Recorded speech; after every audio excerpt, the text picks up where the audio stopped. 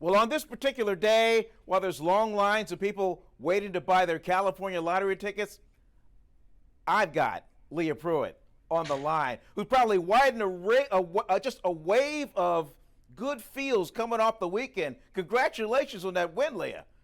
Thank you so much. Yes, for us to win the Dodge Power Brokers Mile High Nationals in Denver this past weekend in our Dodge Power Brokers Top Fueler is fantastic. It's my favorite track on the series. Secondly, might be Sonoma. We've had good success there, but it's taken a couple days, honestly, for it to kind of to really sink in, because it was a monumental win for us. As you're standing there and you're holding that trophy, I mean, do you have to kind of look at it and go, I did this?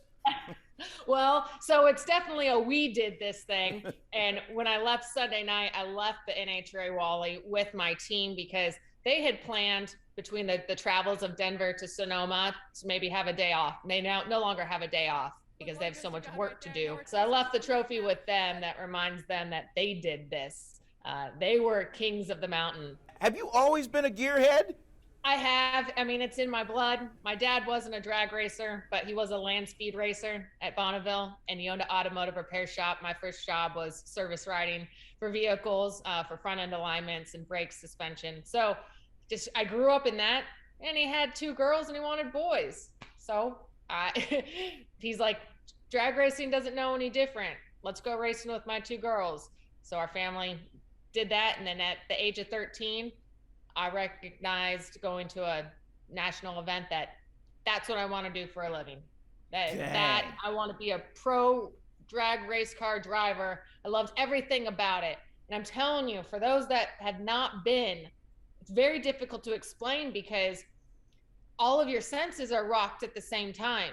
You smell the nitro, it gets in your eyes. The sound of 22,000 horsepower at one time it's like thundering and electrifying at the same time.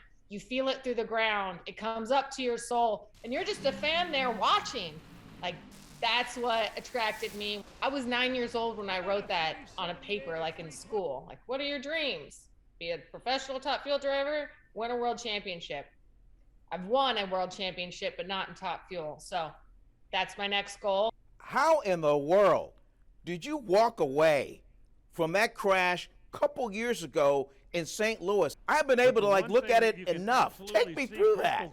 My top fuel dragster essentially broke in half in front of my foot box, and I was able to walk away from that because of, I'm going to say, technology. The safety apparatuses I have, the type of helmet that I wear, the way that my parachute came out, my car knew that we were airborne and that the run needed to be aborted. Everything needed to stop. I had a concussion from that run, but to see your pride, your joy, your ride, that vehicle just completely broken in half. And I mean, we didn't have a spare car, so that was a huge bummer. We were racing. Our spare car was in the other lane. But you can't go through life scared. Hey, Leah, do I get any points at all at lasting this long in an interview without mentioning your husband? Oh, you do? Shoot, I almost forgot, man. No, that's fantastic. I mean, I'll mention him for you. That's fine. That's fine. Tony Hey, Stewart. I'm half kidding, because I'm sure every interview you do, it's like, fourth question, tell us about Tony Stewart, like a fanboy. Right, which, I mean, I think that's 100% proper. He's not only our team owner, he's my husband, and our life consists of nothing but mega motorsports. He shows up and is the best consistent team owner. When I say that, he's emotionally mature. He provides people with what they need. He's a solutionist, and he's a hardcore racer. Like, he understands the passion.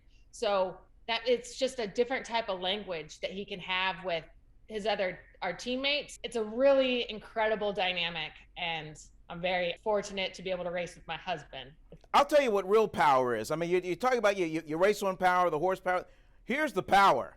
When you pick up the phone and you go, hey, Hall of Famer, pick up the bread and milk on the way home. And oh, by the way, tomorrow's trash pickup day. Click. We pride ourselves on being very open with each other and very respectful of each other's time. So that's the key. respectful, knowing what they need to do. And if it is grabbing lunch or grabbing some bread, then he'll be like, all right, so what are you going to make? Like, and I'll be like, you know, I'm not a great cook. And then he's like, okay, where do you want to go? Well, safe to say as we wrap this thing up, of the two of you in the house, you got to be the fastest driver in terms of speed, right? I am, but barely. He's been 322 miles an hour in my car. I've been 334. So it's kind of close, but not really. Hey, Leah, thanks so much for a few minutes. We'll see you in Sonoma. I love it. Thank you so much. See you guys.